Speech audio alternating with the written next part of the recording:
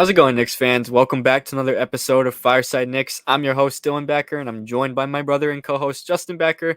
And tonight, the New York Knicks suffered a heartbreaking loss to the Phoenix Suns, who were shorthanded, by the way, but they lost on a Devin Booker game winner and lost by a score of 116 to 113. Yet another close game, another thrilling game, really, another MSG thriller, if you will. But instead of the like how the Miami game finished, this one did not go our way, and in fact ended in just a horrible, heartbreaking fashion. Pretty awful loss, but without further ado, I'm not going to dwell on it right here. I'm just going to pass it off to Justin. He'll give us the game recap and also his biggest takeaways from just a crushing loss. Yeah, this one sucks. I'm not gonna lie. I mean, the Knicks went down pretty early in this one. They went down by as much as I believe 14 or 15 points. They had to basically play catch up the whole game, and they actually came back. They did take the lead for the first time in the third quarter. Late in the third quarter, they had finally taken the lead. Thanks to Julius Randle, by the way, for that. Julius Randle was spectacular in the third quarter. I believe he had 17 points. I don't have the exact figures in front of me, but I want to say he had about 17 points in that third quarter, which wow, I don't know where that came from. He started the game off in the first half just looking lifeless, and then third quarter came alive. It really sparked the comeback for the Knicks, him and Jalen Brunson. But unfortunately, we're not talking about a win here because after we took the lead back in the third quarter, after came all the way back, took the lead. You thought maybe this could be like the Miami game where they go down big and they come back and they take the lead and they don't give it up and they win the game. That did not happen today. Phoenix kept fighting. They were shorthanded, as you alluded to. Kevin Durant did not play in this one. A lot of their role players stepped up. I got to give them credit. But, at the end of the day, a superstar in Devin Booker did what a superstar does in a big moment. And he hits just an incredible leaning fadeaway three with 1.7 seconds left to just basically just put the nail in the coffin for the Knicks. That was an incredible shot. I mean, I see a lot of people talking about Randall was lazy with the closeout, dude. That's just an incredible shot by an incredible player. I mean, sometimes you just have to tip your cap. It sucks, but that's just it's what it is. It is what it is. It's a superstar. He's an all NBA player for a reason. He's one of the best players of this generation, if we're being completely honest. And it sucks that we're not talking about how great Jalen Brunson was in this one because he was fantastic. I'll get to him in a second, but it is what it is. I'm not going to dwell on it too much. It's a loss, but on to the next, right? So, some things I want to highlight. Jalen Brunson, like I just said, he was phenomenal in this one. 35 points, 8 assists, 6 rebounds, 15 for 25 from the field, 5 for 10 from 3. He was phenomenal. As I call him Captain Consistency, I thought I was going to get on here and call him Captain Clutch because he was hitting clutch shot after clutch shot in the fourth quarter. That was phenomenal from him, but unfortunately, Devin Booker got the best of us, as I already said. So it is what it is. But Julius Randle had a bit of a weird game. The first half, he struggled pretty bad. I don't know. It was a weird first half for him. Third quarter, he came alive. 17 points in that third quarter. He ended up turning it a pretty solid performance. 28 points, 10 for 21 from the field.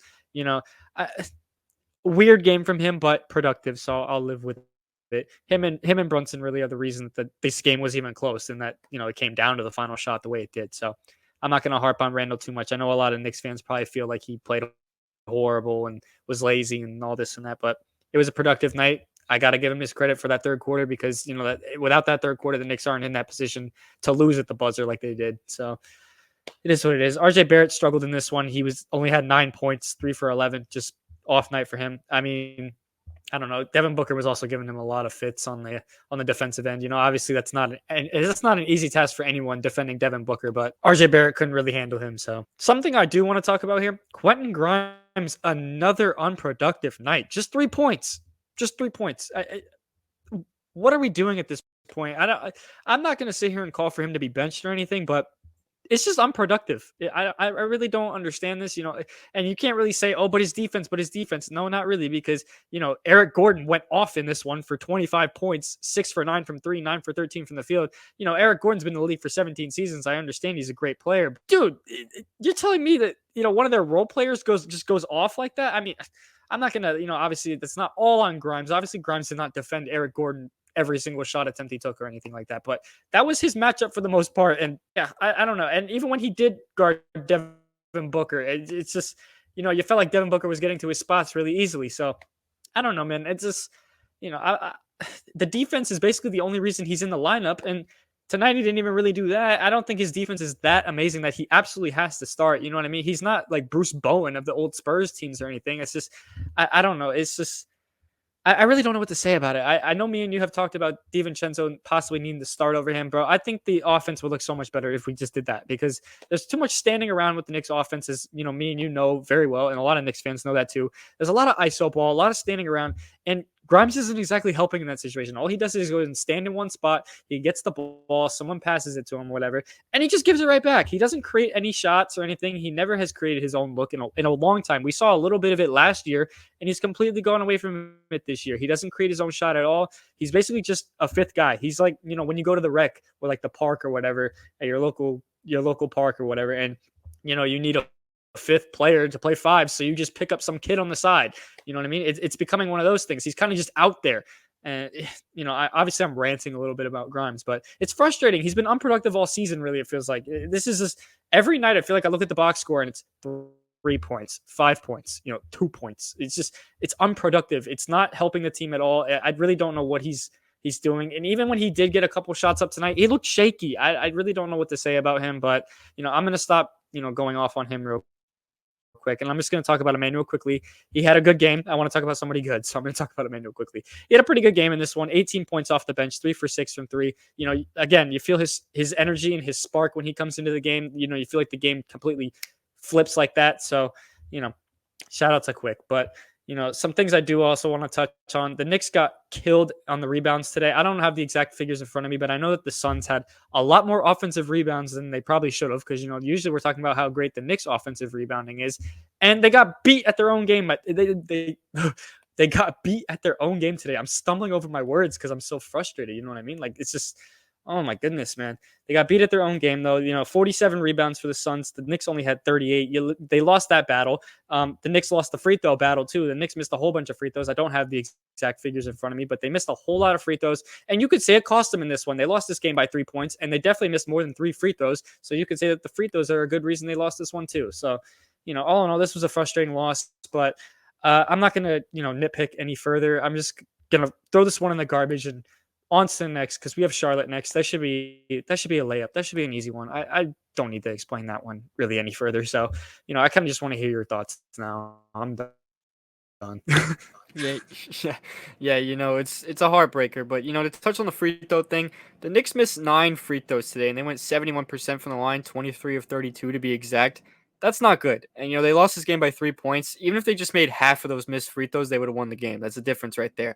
Yes, you're looking back deeper and you're like, oh, they would have won the game if they would have done this, that. It's true though. If they shot better from the line, it would have been a whole different outcome probably. And honestly, if they just played better in the first half, they wouldn't have been in a situation to where Devin Booker could have hit a game winner like that. Kudos to Devin Booker. He played a fantastic game, especially in the second half. He was kind of rough in the first half. Second half, he just turned into a high gear. He finished with 28 points and 11 assists, and of course, the game winner. I gotta tip my cap to him. It's a tough shot. Was Randall's contest a little late? Sure, it was late, but at the same time, I think Devin Booker is still hitting that shot anyway. I really do. Devin Booker has been that good of a shot maker his entire career. I think even if Randall times the contest a little bit better, he's still finding a way to knock it down. And you also risk fouling him too at that situation. I'm not going to say, oh, he could have fouled him. He could have fouled him, but at the end of the day, even if Randall had a better contest, I still think Booker is knocking that down. It's a superstar player, like you said. It's a guy who's been a fantastic shot creator and a shot maker his entire career, been efficient everywhere on the floor. He's hitting that no matter what. But I want to touch on the Quentin Grimes thing. Now, before I begin, we're not sitting here saying that Quentin Grimes is the reason they lost the game. No, he's not the sole reason why they lost the game. Was his inactivity part of why they lost? Yeah, sure it was. But was he the number one sole reason? No, he wasn't the number one sole reason why they lost the game. But besides the point, like you said, the unproductiveness it's becoming more and more apparent through each game. The first couple games you kind of just brushed it off a little bit because you're like, okay, maybe he'll start to get a little bit more involved as the season goes on. Maybe he'll get more shots up, this, that. We've yet to see that. And if anything, we're only seeing it get worse. Not only are we seeing it get worse, he's becoming less efficient, I should say. I was about to say more inefficient, but less efficient sounds better. But he's becoming less efficient. Tonight he just went 1 for 5 and 1 for 3 from 3. For a guy that you're relying on for perimeter shooting, that's not good enough. And we've been seeing a lot of games like that lately. And, some might say, oh, it's a slump. It's a slump. He's been in a slump all season. At this point, I think something needs to be done about it. And I think it is, what you said, moving DiVincenzo to the starting lineup. I really don't see how that could be a negative if you do that. I think it benefits both DiVincenzo and Grimes. We've discussed it already once, so I'm not gonna, dig into it too deeply.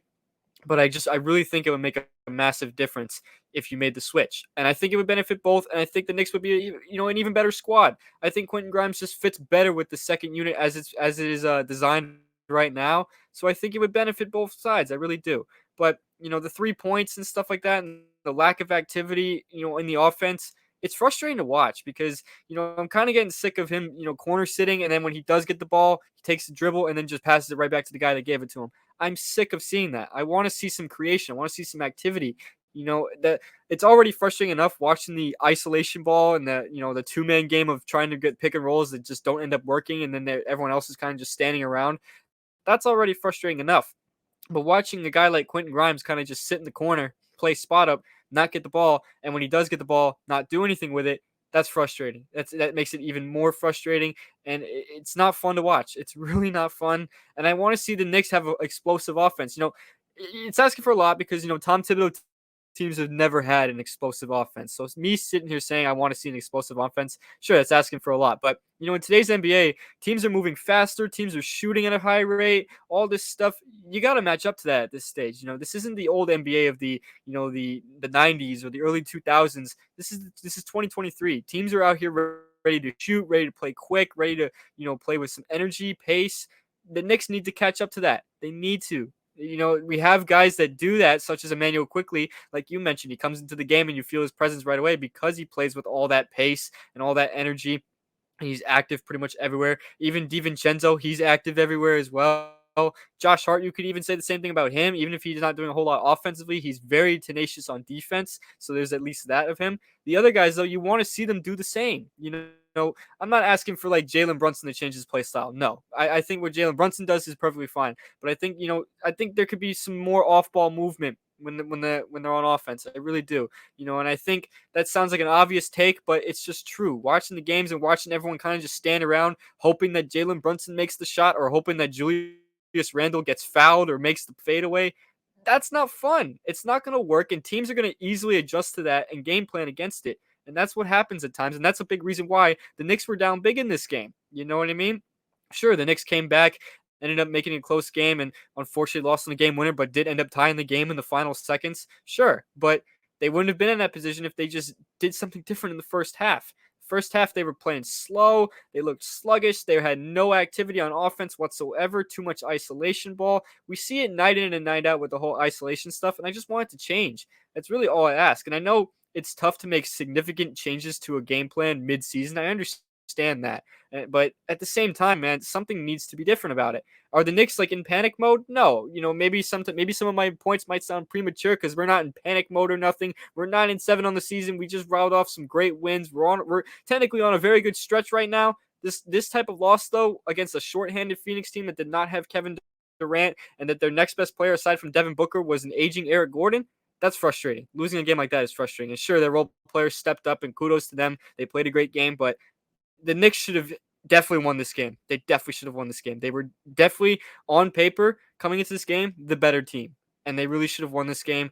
And just some nitpicky things that I've mentioned in my point are some things that they could have done better to win the game. Sure, if they would have made some free throws, you probably win the game. If they would have shot better in the first half, you probably win the game. Simple things like that. It's not like the Knicks went down 21 like they did against Miami. They went down double figures, but they went down enough to where you can make a comeback and get a good and possibly take the lead and win the game and stuff like that.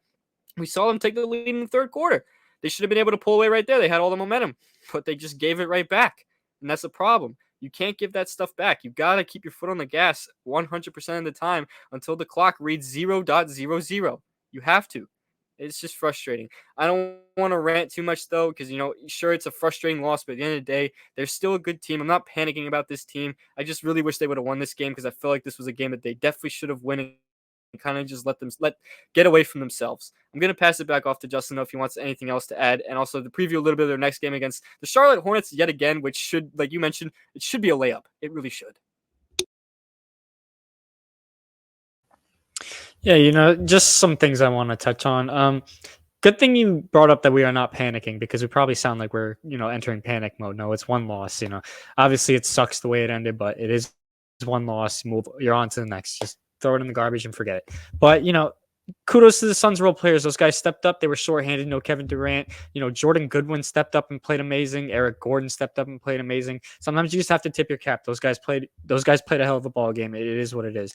You know, some things I do want to touch on though too, like this team doesn't quit. I will say that if there's any like silver lining from this game, it's that the team doesn't quit. We saw it in Miami, the other day when they went down almost 20 points in the fourth quarter. They came back and somehow stole that game. That's just wow.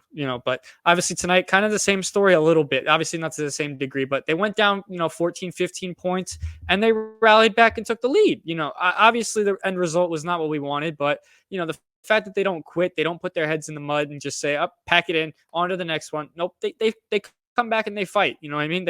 That's encouraging at least. If there's any silver lining from this crappy loss, it's at least they put up a fight. You know what I mean? They didn't just, like I said, throw it in the garbage and pretend like, oh, all right, we lost, on to the next one. Nope, came back, rallied the troops, and figured out a way to get back in the ball game. Obviously, it was a little bit too late, but what are you going to do? The one thing I will say, though, is, obviously they just need to, start games a little bit better than that. Obviously, don't dig yourself a hole like that. Don't fall 20 points down, 14 points down, stuff like that, because then you're just playing catch up the whole game. And making a comeback is not easy. It's very, it kills your energy. It's very time consuming. It's very, energy consuming. So by the time you do come back and you tie the game or take the lead, you're gassed. You know what I mean? And you just have no legs left because you were just doing all that to make the comeback. You had to expend a lot more energy.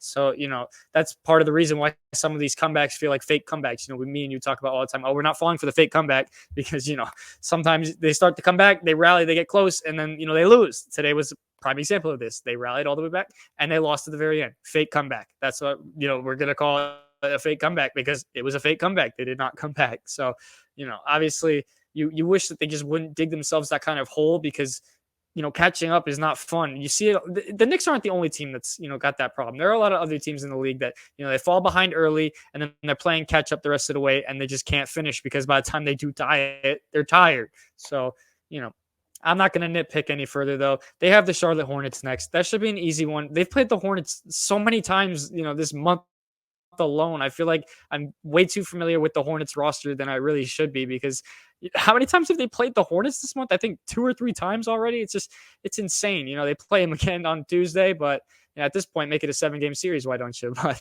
that should be an easy one. Hopefully they bounce back from this crappy loss and, blow out the Charlotte Hornets again. That would be really nice. So, I don't really have much else to add. So I guess I'll let you give your final thoughts now.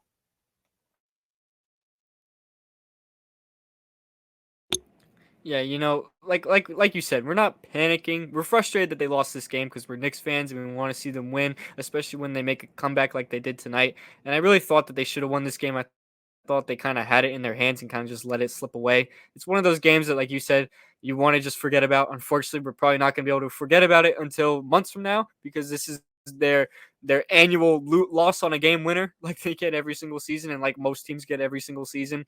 Hopefully we don't see more of those this season, but it is what it is. Kudos to Devin Booker. Is a tough shot.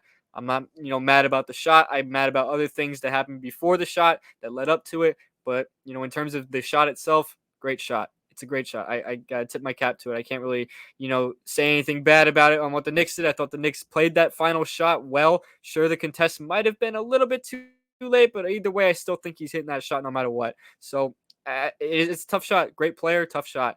Tough loss. It happens. I'm glad that they were at least able to fight back. Like you said, their resilience is definitely, not going unnoticed. They're definitely, coming back a lot. Even if they're going down big, they're at least making it competitive and they're fighting from start to finish, which I do like. I do wish that they started games better and I wish that they would play third quarters better, which in fact tonight they did play the third quarter better. The rare good third quarter from the New York Knicks tonight, which was in fact their best quarter of the game, really. You could say it right there. So, I mean, at least that's an encouraging sign that they played better in the third quarter, but unfortunately, the third quarter is not the quarter where the outcome occurs. It's the fourth quarter, and they didn't, play to that same level in the fourth quarter, unfortunately. So it is what it is.